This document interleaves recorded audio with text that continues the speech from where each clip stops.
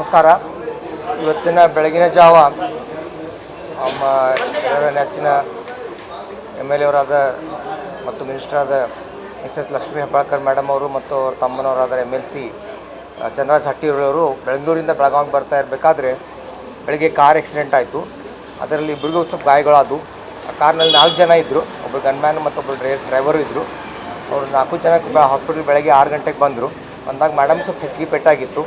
ಮೇಡಮ್ಗೆ ಬೆನ್ನು ಮತ್ತು ಕುತ್ತಿಗೆಗೆ ಸ್ವಲ್ಪ ಹೆಚ್ಚಿಗೆ ಪೆಟ್ಟಾಗಿರೋದ್ರಿಂದ ಮೇಡಮ್ಗೆ ಫಸ್ಟ್ ಏಡ್ ಕೊಟ್ಟು ಸ್ಟೆಬಿಲೈಸ್ ಮಾಡಿ ಆಮೇಲೆ MRI ಮಾಡಿದ್ವಿ. MRI ಒಳಗೆ L1 ಮತ್ತು L4 ಅಂಥೇಳಿ ಬೆನ್ನು ಹುಳಿಯಲ್ಲಿ 2 ಎಲುಬುಗಳು ಇರ್ತಾವೆ.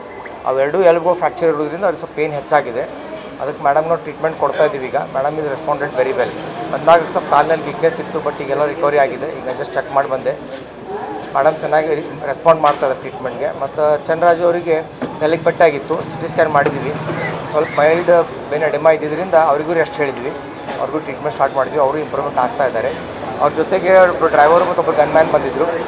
ಡ್ರೈವರಿಗೆ ಥಂಬಿಗೆ ಹೆಚ್ಚಿಗೆ ಪೆಟ್ಟಾಗಿತ್ತು. ಯಾಕಂದ್ರೆ ಏರ್ ಬ್ಯಾಗ್ ಓಪನ್ ಆಗಿದ್ದಕ್ಕೆ ಬ್ಲಾಸ್ಟ್ ಆಗಿದ್ದಕ್ಕೆ ಅದು ಥಂಬ್ ಇಂಜುರಿ ಆಗೈತಿ. ಅದನ್ನು ಬಿಟ್ಟರೆ ಮತ್ತೇನು ಸೀವಿಯರ್ ಇಂಜುರೀಸ್ ಅವ್ರಿಗೂ ಇಲ್ಲ. ಗನ್ಮ್ಯಾನ್ ಅವ್ರಿಗೂ ಸ್ವಲ್ಪ ಮೈಲ್ಡ್ ಶೋಲ್ಡ್ರಿಗೆ ಮತ್ತು ಎದೆಗೆ ಪೆಟ್ಟಾಗೈತಿ, ಬಟ್ ಅವರು ಆರಾಮದಾರೆ. 4 ಜನ ಔಟ್ ಆಫ್ ಡೇಂಜರ್ ಇದ್ದಾರೆ. ಅದಕ್ಕೆ ಅವರು ಚೇತರಿಸ್ಕೊತಾ ಇದ್ದಾರೆ. ಅದಕ್ಕೆ ಜನರು ಪ್ಯಾನಿಕ್ ಆಗಿರೋದ್ರಿಂದ ಅವ್ರಿಗೆಲ್ಲರಿಗೂ ತಿಳಿಸ್ಬೇಕಂತ ಹೇಳಿ ಇವತ್ತು ನಾನು ತಮ್ಮ ಕಡೆ ಬಂದಿದ್ದೀನಿ. ಮೇಡಮ್ ಅವ್ರಿಗೆ ಇಂಪ್ರೂವ್ಮೆಂಟ್ ಆಗ್ತಾ ಇದ್ದಾರೆ. ಮತ್ತು ಏನು ಇತ್ತಂದ್ರೂ ನಾಳೆ ಬೆಳಗ್ಗೆ ಮತ್ತೆ ಅವ್ರ ಬಗ್ಗೆ ಸ್ಟೇಟಸ್ ಬಗ್ಗೆ ನಾನು ಹೇಳ್ಕೊಡ್ತೀನಿ.